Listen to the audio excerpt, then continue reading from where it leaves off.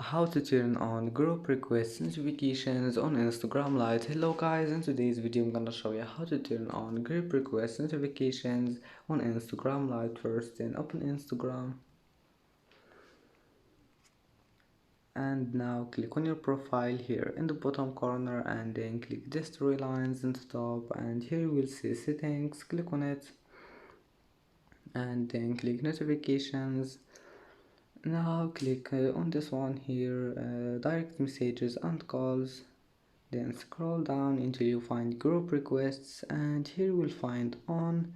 Just select on and go back. It will be saved,